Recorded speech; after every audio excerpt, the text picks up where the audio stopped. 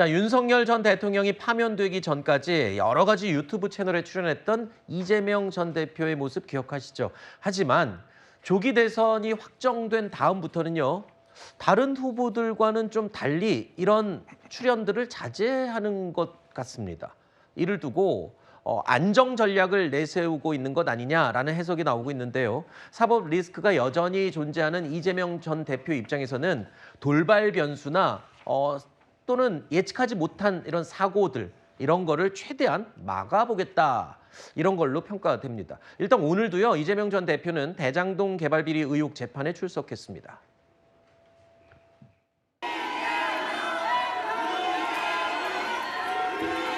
대선 출마 선언의 첫 재판인데 한 말씀 부탁드립니다. 앞으로 대선 일정 중에 재판 어떻게 출석하실 건가요? 일단 이재명 전 대표 측에서는 실수를 좀 최소화하겠다 이런 전략인 것 같은데 시작부터 경선 룰 갖고 조금 잡음이 있어요. 김동연 지사가 아주 세게 문제 제기를 하기도 했고 이거는 그냥 나를 떨어뜨리려는 거 아니냐 뭐 이런 식으로 얘기를 했던데요. 제가 이제 잘못 말씀드리면 당직자가 혹시라도 이제 특정 후보에게 이득되는 발언이 될 수 있기 때문에 네. 원론적인 얘기만 좀 드리면 실무적으로 네. 이게 이제 국민 경선을 하게 되면 이 국민 투표에 참여하고 싶은 선거인단을 모집을 하잖아요. 네. 그럼 이걸 온라인과 오프라인 두 개에서 받아야 되는데 네. 이 오프라인을 하다 보면 조직 동원이 될 수가 있습니다. 조직 동원된 것을 또 온라인으로 입력을 해야 되는데 이런 과정 속에서 사실 실무적으로 착오가 생기면 이게 공정성 시비로 불거질 수가 있고 네. 조기 대선이 아니라 보통 대선이면 쉽게 말해서 아르바이트생도 좀 구해야 되는데 업무가 많으니까. 네네. 근데 조기 대선이니까 이런 것도 원활하지가 않습니다. 네. 그렇기 때문에 이런 실무적으로 어려움이 있어서 저는 당에서 이런 결정을 내린 것 같고 네. 또 당에서 계속 말하지만 어쨌든 당비 납부를 짧게는 6개월, 길게는 몇 년 동안 내셨던 당원분들이 120만 명이 있는데 네. 이분들과 일반 국민과 똑같이 1인 1표를 한다는 것은 당원들 마음으로서는 조금 서운할 수 있다. 네. 이런 말씀 드리겠습니다. 그런데 2017년 박근혜 대통령 탄핵 이후에는 국민 경선 하지 않으셨나요? 그때는 왜 실무적으로 그 어려움을 다 극복하고 더 많은 사람들이 참여할 수 있도록 하셨을까요? 그때는 하고 지금은 하지 않는 이유가 뭘까요?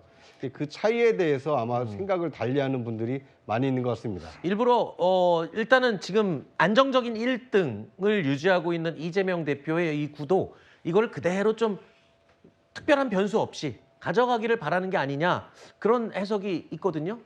근데 사실 저는 이 룰이 마치 이재명 전 대표를 유리하게 만들기 위해서 룰을 바꿨다라고 하는 주장에는 좀 동의하기가 어려워요. 네. 왜냐하면 사실 국민 경선을 하든 국민 참여 경선을 하든 이재명 전 대표가 지금 상황에서 압도적이다라는 것은 누구나 생각해 볼 수 있는 것이고 이재명 전 대표 측에서도 룰이 어떻든 받아들이겠다라는 입장을 전달한 것으로 알고 있기 때문에 네. 이것이 마치 이재명 전 대표를 위한 맞춤형 당규 개정이었다 이렇게 보기는 어렵다. 다만 지금 상황에서 저는 현실적인 우려도 여러 가지 있었던 것 같다라는 점은 인정을 해야 된다라는 생각이 들면서도 네. 당원 주권 시대를 열겠다라고 그동안 민주당에서 계속 천명을 해왔고 권리당원의 규모가 지금 100만이 넘는 상황이기 때문에 네. 이 과거와는 환경이 다르다라는 점은 분명히 직시를 해야 된다라는 거죠. 네. 그럼에도 개인적으로는 그동안 지켜왔던 어떤 이 국민 경선의 전통을 지켜가는 것도 나쁘지 않았을 선택이었을 텐데 네네. 워낙 정치 상황에 첨예하다 보니 어떤 특정 후보를 떨어뜨리기 위한 모종의 공작이 외부로부터 있을 수 있다라는 당내 우려가 산적했던 것으로 알고 있습니다. 네.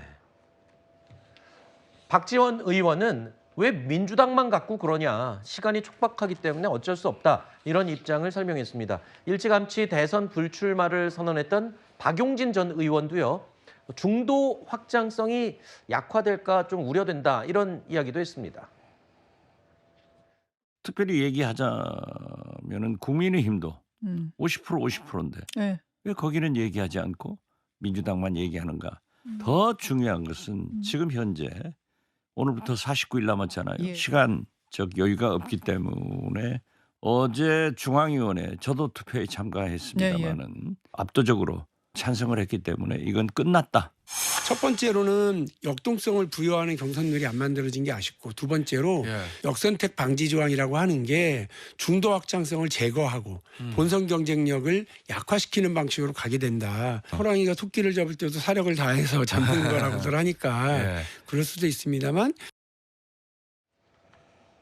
일단 후보들도 후보들이지만 당 내에서도 경선 룰에 대해서 의견이 좀 엇갈리는 부분이 있는 것 같습니다. 그렇지만 아까 들으신 것처럼 조기 대선이라서 지금 시간이 급하니까 어쩔 수 없이 일단 가자. 이 룰대로 받아들이고 끌고 가자. 이런 분위기가 지배적인 것 같습니다. 그리고 박지원 의원이 김두관 전 의원의 경선 불출마 이 소식이 전해지자 같은 친문계인 김경수 지사가 출마했기 때문에 겹친다. 겹치기 때문에 이렇게 한 게 아니냐 이런 분석도 했는데요. 일단은 김두관 전 의원의 경선 불출마로 인해서 민주당 경선은 이제 3파전, 원래는 1강 3김 판이 시작이 됐죠. 근데 이제 3파전으로 좁혀졌습니다. 오늘 오전에 김경수 전 지사가 예비 후보자 등록을 마쳤는데요. 이런 가운데 어제 나온 민주당 후보 적합도 여론조사 결과를 하나 보겠습니다. 민주당 후보들만 따로 모아놓은 겁니다. 자, 이재명 전 대표가 민주당 지지층에서도 크게 압도적으로 앞서고 있는 조사 결과가 나왔습니다. 경선을 치르면서 지지율에 어떤 변화가 있을지도 관전 포인트가 될 것 같습니다. 자, 일단 어제 이재명 전 대표, 김동연 지사, 김경수 전 지사의 첫 행선지는 바로 이런 곳들이었습니다. 한번 둘러볼까요? 네. 제가 그 전에 궁금한 게 하나 있는데 그 옛날에 그 영화에 매드맥스 영화의 퓨리오사 그거하고 뭐 관계 있습니까? 예, 거기 그래요. 저는 직업을 몇 번 옮겼거든요. 제 옆에서 있는 분들이 공통적으로 하는 얘기가 제가 표정이 제일 밝고 환할 때가 청년들 만날 때라고 그러더라고요. 반드시 정권 교체를 이뤄내고 그 연대의 힘으로 국정을 제대로 운영해 나갈 수 있는 그런 경선이 되었으면 좋겠다라고 하는 희망사항을 말씀해 주셨습니다. 일단 민주당 대선 주자 3인 모두 행보 의미 있는 장소들이었어요. 아마도 저는 새 후보가 각자 본인들의 강점을 어필할 수 있거나 혹은 네. 본인에게 부족한 부분을 채우기 위한 행보를 저는 보일 거라고 생각을 합니다. 네. 그러니까 이재명 후보 같은 경우는 과거에 김대중 전 대통령이 미래학자인 엘빈 토프를 만나서 인터넷 정보 강국을 만든 것처럼 본인은 AI, 반도체, 첨단 과학기술로 양질의 일자리 만들어서 잘 사는 짐을 실현하겠다라는 모습 때문에 저렇게 AI와 관련된 기업을 방문한 것이고요. 네. 또 김동연 지사 같은 경우는 아무래도 본인이 청년층에 대해서 서구력을 조금 더 강화해야겠다. 네. 그리고 이제 김경수 전 지사 후보 같은 경우는 아무래도 문재인 전 대통령과 그리고 친문 세력의 일종의 세를 좀 규합하는 모습이 더 중요하게 느껴졌던 것 같습니다. 네. 이재명 전 대표는 오늘부터 후원금 모집을 시작했습니다. 지난 대선 경선 때였죠. 모금 시작 하루 만에 9억 원 이상을 모아서 깜짝 놀라게 했었는데 이번에도 그 규모에 관심이 좀 쏠리는 것 같습니다. 정치 자금은 뭐 제한이 없나요, 액수가? 제한이 9억으로 한도가 있기 9억이 때문에 한도. 보통은 그 한도를 얼마나 짧은 기간 동안에 충원을 할 수 있느냐 이제 그런 네. 것들이 후보의 경쟁력을 좀 평가하는 지표가 될 수 있겠죠. 대부분 다 채우긴 채우나 보죠.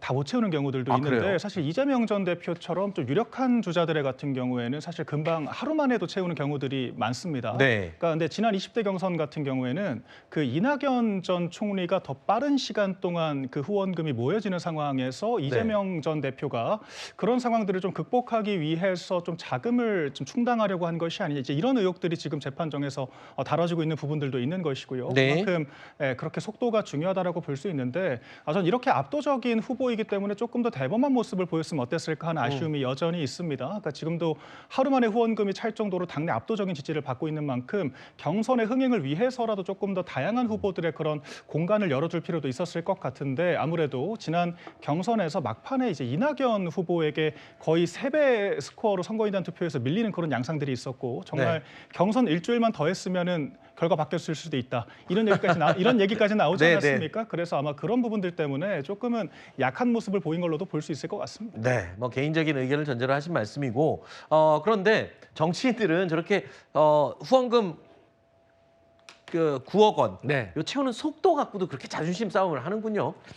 그게 뭐 득표하고도 연관성이 있다고 생각을 하는 것 같습니다. 아무래도 이제 후원금이 빨리 모인다는 거는 그만큼 그 후보를 지지하는 분들이 많고 네. 또 그분이 당선되길 바라는 마음이 크다는 거죠. 네. 그렇기 때문에 그런 모습이 있는데 어쨌든 간에 후원금이 빨리 모인 것도 중요하지만 그 후원금을 가지고 네. 얼마나 좋은 정치를 하느냐 그런 약속들이 더 중요한 것 같습니다. 뭐 그냥 건전하게 마무리를 해주셨습니다.